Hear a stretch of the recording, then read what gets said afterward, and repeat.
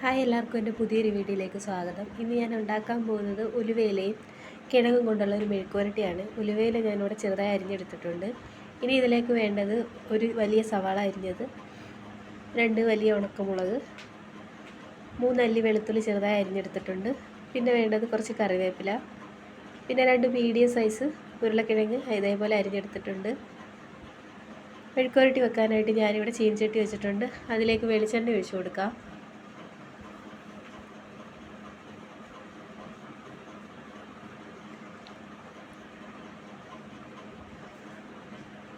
എണ്ണ ചൂടായിട്ടുണ്ട്. അതിലേക്ക് വറ്റൽമുളക് ഇട്ട് കൊടുക്കാം.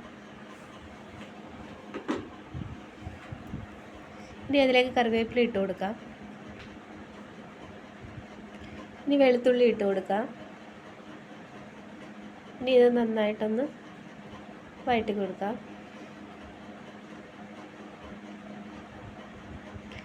ഇനി ഇതിലേക്ക് അരിഞ്ഞു വെച്ചിരിക്കുന്ന സവാള ഇട്ട് കൊടുക്കുക. ഇതിലേക്ക് ആവശ്യത്തിനുള്ള ഉപ്പ് കൂടി ചേർക്കുന്നുണ്ട്. ഇനി ഉള്ളിയൊക്കെ ഒന്ന് വഴറ്റിയെടുക്കാം.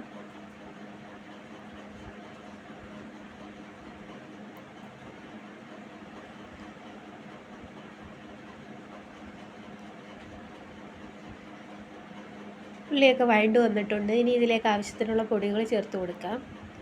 1/2 ടീസ്പൂൺ മഞ്ഞൾപ്പൊടി ഇട്ട് കൊടുക്കാം.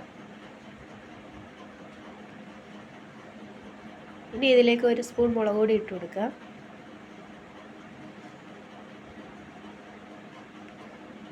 ഇനി നന്നായി ഇളക്കി കൊടുക്കുക.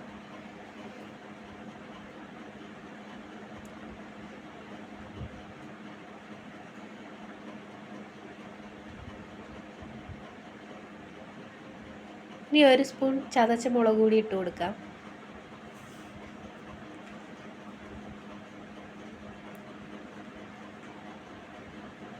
ശേഷം എല്ലാം കൂടി ഒന്നുകൂടി വഴറ്റിയെടുക്കാം.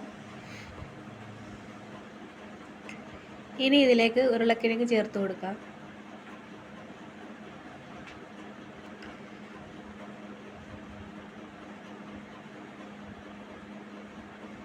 ഇനി നന്നായി ഇളക്കി യോജിപ്പിക്കാം.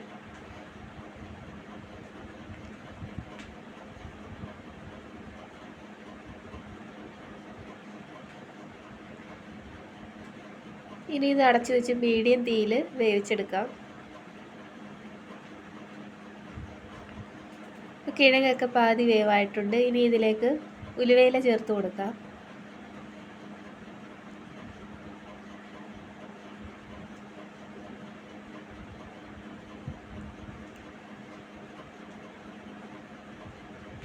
ഇനി നന്നായി ഇളക്കി യോജിപ്പിക്കാം.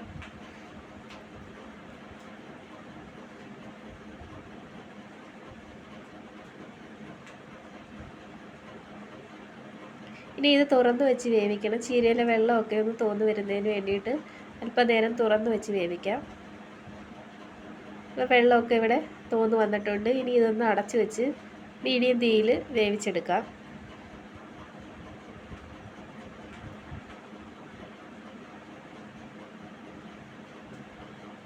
ഇപ്പോൾ വെള്ളമൊക്കെ വറ്റി ഇവിടെ ഉലുവയിൽ നല്ലതായിട്ട് വെന്ത് വന്നിട്ടുണ്ട്. ഇനി ഇതിലേക്ക് ഒരു അല്പം പഞ്ചസാര കൂടി ചേർക്കുന്നുണ്ട്. ഉലുവയിലെ ചെറിയൊരു കയ്പ്പ് മാറുന്നതിന് വേണ്ടിയിട്ടാണ് അല്പം പഞ്ചസാര ഇട്ട് കൊടുത്തിട്ടുണ്ട്. ഇനി ഇത് നന്നായി ഇളക്കി യോജിപ്പിക്കാം.